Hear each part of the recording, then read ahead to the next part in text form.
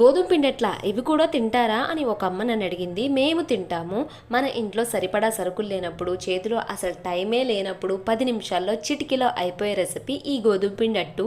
గోధుమ పిండి ఉంటే సరిపోతుందండి. గోధుమ పిండిలో కొంచెం జీలకర్ర అండ్ సన్నగా తరిగి పెట్టుకున్న ఉల్లిపాయలు, పచ్చిమిరకాయలు వేసుకుంటే అండ్ కొత్తిమీర కూడా వేసుకోవచ్చు. ఇవి మేము తినము అని నాలాగా అనుకుంటే ప్లెయిన్గా జీలకర్ర వేసుకొని దోశ ప్యాటర్న్ లాగా కలుపుకొని 10 నిమిషాలు నానిన తర్వాత చక్కగా అట్లులాగా పోసుకొని తినొచ్చు. చాలా బాగుంటుంది. చట్నీ ఆర్ ఏదైనా కర్రీతో తిన్నా కూడా అద్భుతంగా ఉంటుంది. ఇప్పుడు ప్రతి ఒక్క ఆడవాళ్ళు ఏదో ఒక వర్క్ చేస్తూనే ఉన్నారు. మరి ఈ బిజీ షెడ్యూల్స్లో ఎప్పుడైనా బ్రేక్ఫాస్ట్ లేనప్పుడు స్కిప్ చేయటం బదులు ఇలా 10 నిమిషాల్లో అయిపోయే రెసిపీ చేసుకొని చక్కగా ఉన్న దాంట్లో తిని తిరిగితే బాగుంటుందని నా ఉద్దేశం. మన ఛానల్ని అయితే సబ్స్క్రైబ్ చేసుకోండి అబ్బా. అండ్ ఇలాంటి 10 నిమిషాల రెసిపీస్ ఇంకా కావాలంటే కామెంట్ చేసేయండి.